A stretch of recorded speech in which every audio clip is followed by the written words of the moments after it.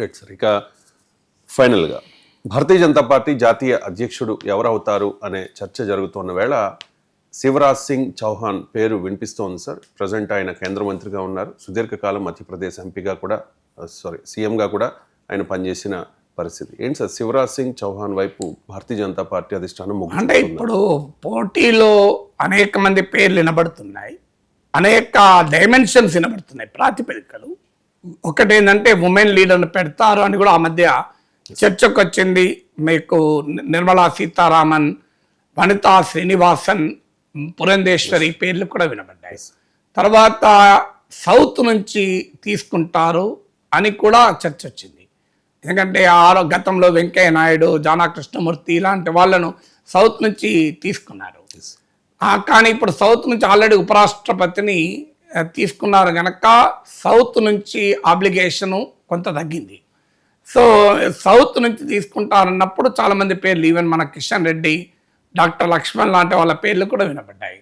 So ఆ దశ అయిపోయాక ఇప్పుడు north and central, north and west India బీజేపీకి పునాది. 2014లోనైనా, 2019లోనైనా, 2024 అయినా. 2019లో ఈస్టర్న్ పార్ట్ ఆఫ్ ఇండియా వైపు ఎక్స్పాండ్ కావచ్చు, సదరన్ పార్ట్ ఆఫ్ ఇండియా వైపు ఎక్స్పాండ్ కాదు ప్రయత్నాలు చేయొచ్చు. కానీ బీజేపీకి బలమైన స్థావరము north and west.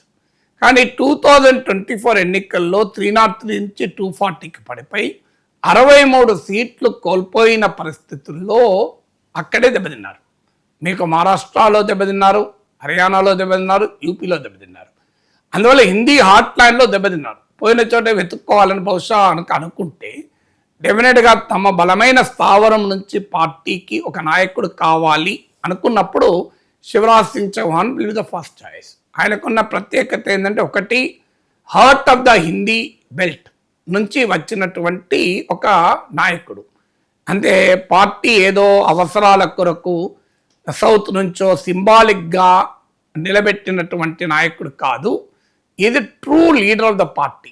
Hindi heartland పార్టీకి బలమున్న ప్రాంతం నుంచి వచ్చాడు.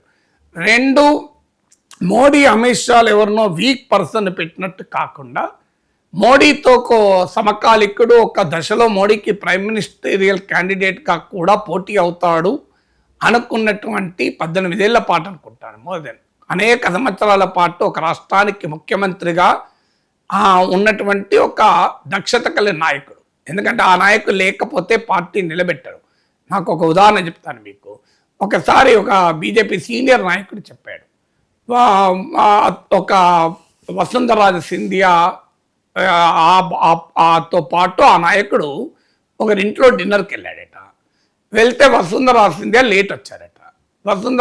వసుంధరాజీ ఇట్నా దేర్ హువా అంటే ఆమె నవ్వుతూ, ఆప్కా నేత హమ్కో భాషణ్ దియా, చునావ్ మే కైసే జీత్నా, ఎన్నికల్లో ఎలా గెలవాలని మీ నాయకుడు మాకు ఉపన్యాసాలు ఇచ్చాడయ్యా అన్నట. అప్పుడు వెంకయ్య నాయుడు పార్టీ అధ్యక్షుడు. సో ఆమె చెప్పేది ఏమున్నది, అసలు అసెంబ్లీ ఎమ్మెల్యేగా గెలిచిన అనుభవమే తప్ప ఎంపీగా గెలవలేదు.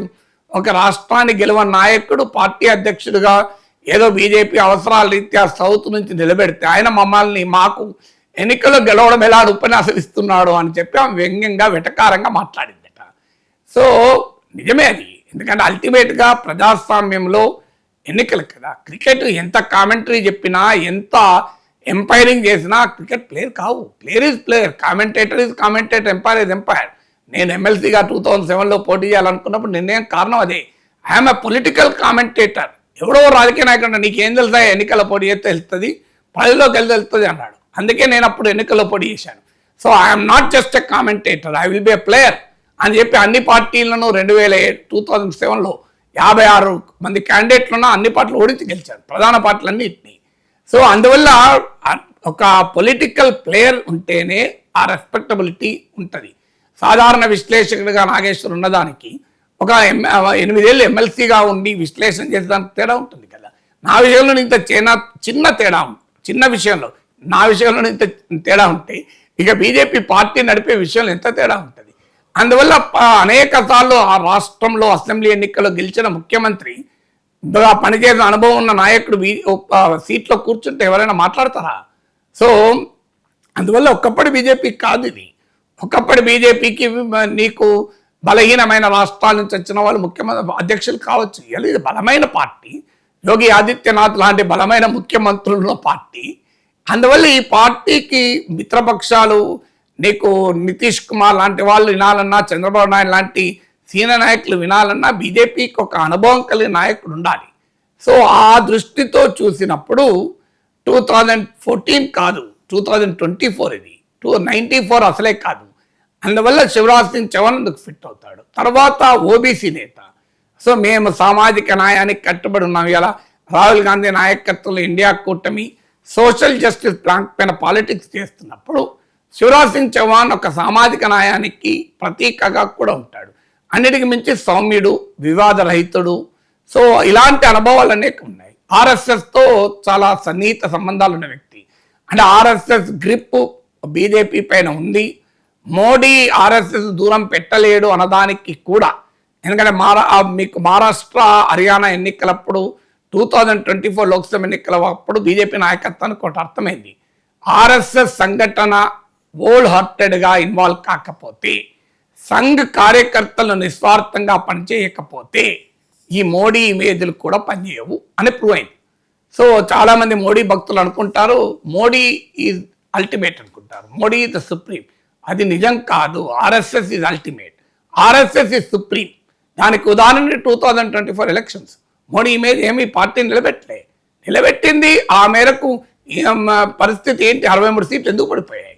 మళ్ళీ మహారాష్ట్రలో, హర్యానాలో ఎందుకు గెలవగలిగారు? ఆర్ఎస్ఎస్ సంఘటన నిలబడింది కనుక. సో అందువల్ల ఆర్ఎస్ఎస్ నుంచి నేపథ్యం ఉండి ఆర్ఎస్ఎస్తో మంచి సంబంధాలు ఉన్న నాయకుడు. సమస్య ఎక్కడ వస్తుంది అంటే మోడీ అనంతరం అన్నప్పుడు అమిత్ షాకు పోటీ అవుతాడు, అది మాత్రం గ్యారంటీ. సో అందువల్ల అది ఎప్పుడు 2029కి అయితే లేదు కదా. 2029లో నరేంద్ర మోడీయే నాయకుడు. ఆ ఒక్క అబ్స్టాకిల్ కూడా తొలగిపోయింది ఈ మధ్య మోహన్ భగవత్ క్లారిఫికేషన్తో. రిటైర్ కమ్మని నేను ఎవరికి చెప్పలేదు అన్నాడు కనుక ఆర్ఎస్ఎస్ లైన్ క్లియర్ అయింది. 2034 వరకు రాముడెవడో రాకాశెవడో కదా. అప్పటి వరకు పరిస్థితులు మారిపోతాయి కదా. అప్పుడు క్యాబినెట్లో అమిత్ షా ప్రధానమైనటువంటి నెంబర్ 2గానే ఉంటాడు కదా. 2014 నుంచి 29లో కూడా గెలిస్తే 2034 వరకు 20 ఏళ్ళు నెంబర్ 2గా ఉన్న వ్యక్తికి, పార్టీ ప్రెసిడెంట్గా ఉన్న వ్యక్తి పోటీ అవుతాడా అని కూడా అనుకోవచ్చు. అందువల్ల there is every possibility Shivraj Singh Chouhan కావటానికి. Right sir.